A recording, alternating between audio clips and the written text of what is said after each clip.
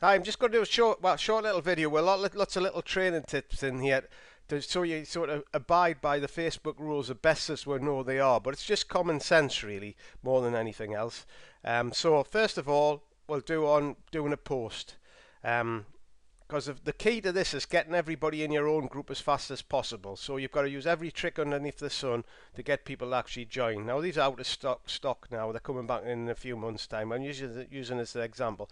When this was in the catalogue, it didn't look that good. But when you get it next to you, it's huge compared to what it looked like in the catalogue. So that makes it impressive, first of all. Then you can put some text in the picture like I've done here. Now, also, you want to get people to interact because interacting shows it to Facebook you're a real person and not just a spammer putting out thousands of posts exactly the same.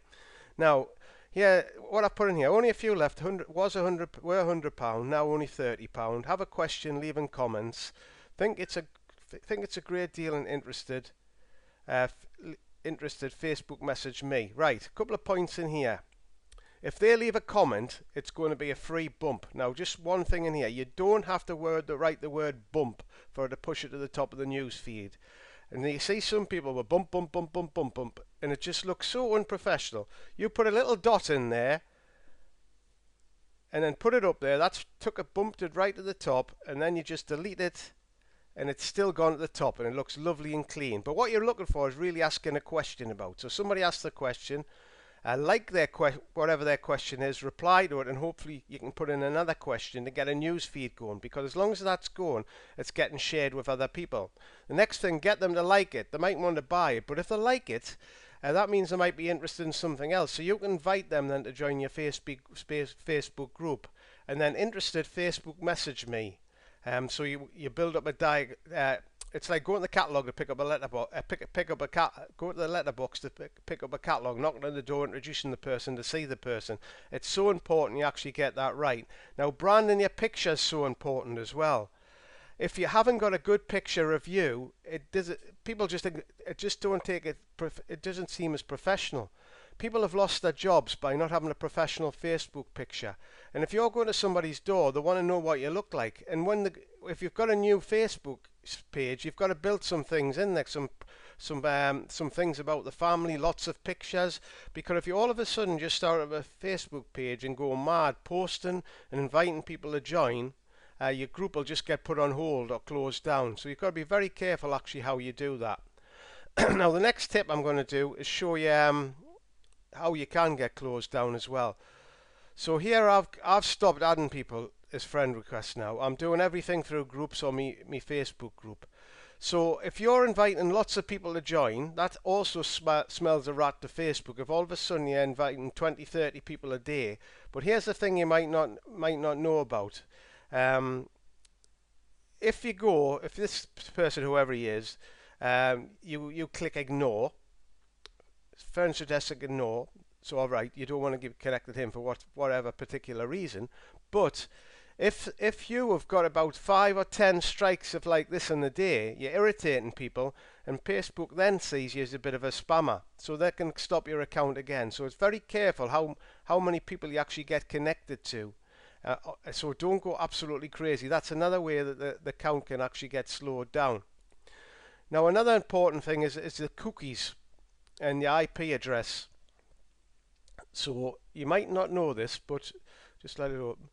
If you put find my IP address.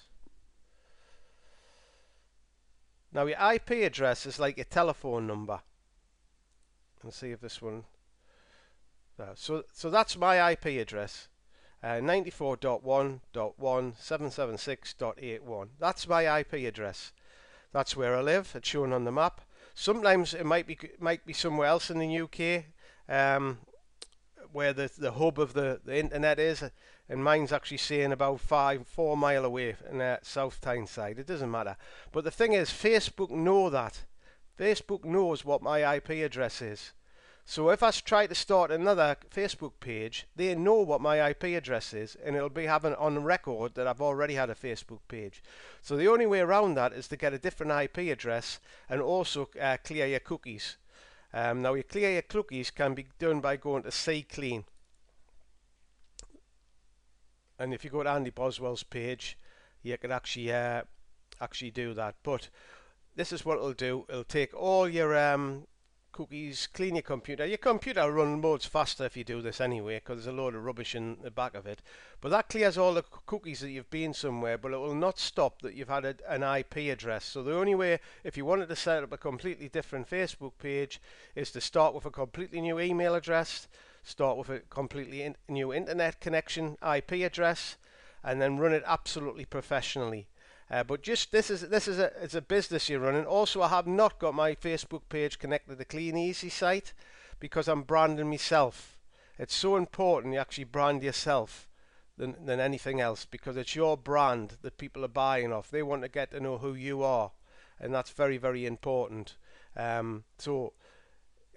Just some of the other ones there. You've got like Gary Watson, Bob Webb, Peter Rea, Davey Miller, Andy Boswell, and Stephen Hanlon. Very, very professional. Totally just family pictures and not linked to anything else. So make sure that's what your people can see. It's a nice, warm person to be connected with. So I hope them tips help. When other people are having issues setting up, get them to watch this video first, because it'll help them a lot understand how it works. But if you want to go and do some searches on Facebook to how to brand your Facebook page properly, don't get into paying for it. You don't need to do that. You can find out actually how that all works.